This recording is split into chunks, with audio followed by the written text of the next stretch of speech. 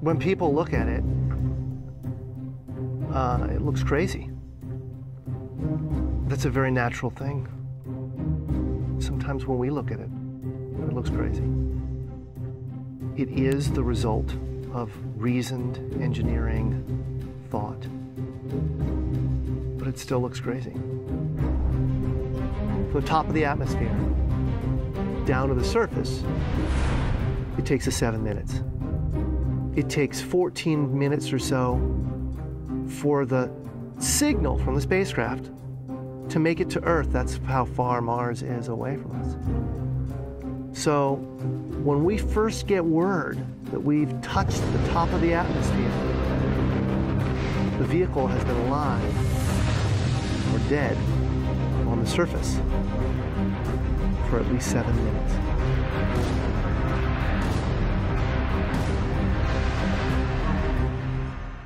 Entry, descent, and landing, also known as EDL, is referred to as the 7 minutes of terror, because we've got literally 7 minutes to get from the top of the atmosphere to the surface of Mars, going from 13,000 miles an hour to 0 in perfect sequence, perfect choreography, perfect timing, and the computer has to do it all by itself with no help from the ground. If any one thing doesn't work just right, it's game over. We slam into the atmosphere and develop so much aerodynamic drag. Our heat shield, it heats up and it glows like the surface of the sun. 1,600 degrees.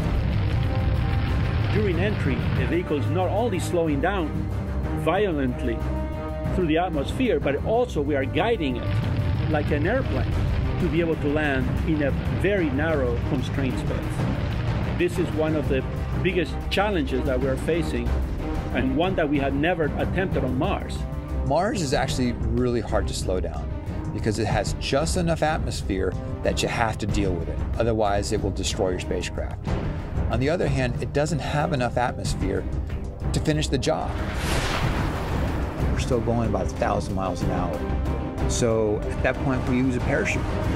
The parachute is the largest and strongest supersonic parachute that we've ever built to date. It has to be able to withstand 65,000 pounds of force, even though the parachute itself only weighs about 100 pounds.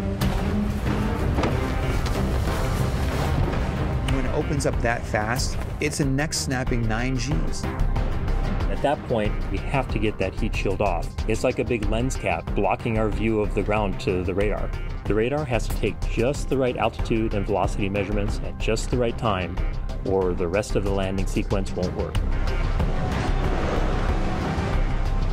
This big, huge parachute that we've got, it'll only slow us down to about 200 miles an hour. And that's not slow enough to land. So we have no choice, but we've got to cut it off and then come down in rockets. Once we turn those rocket motors on, if we don't do something, we're just going to smack right back into the parachute. So the first thing we do is make this really radical divert maneuver.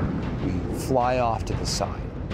Diverting away from the parachute, killing our horizontal velocity and our vertical velocity, getting the rover moving straight up and down so it can look at the surface with its radar and see where we're going to land. And we head straight down to the bottom of a crater, right beside a 6-kilometer high mountain. We can't get those rocket engines too close to the ground, because if we were to descend propulsively with our engines all the way to the ground, we would essentially create this massive dust cloud. That dust cloud could then go and land on the rover. It could damage mechanisms and it could damage instruments. So the way we solve that problem is by using the sky crane maneuver. 20 meters above the surface, we have to lower the rover below us on a tether that's 21 feet long, and then gently deposit it on its wheels on the surface. As the rover touches down and is now on the ground, the descent stage is in a collision course with the rover. We must cut the bridle immediately and fly the descent stage to a safe distance from the rover.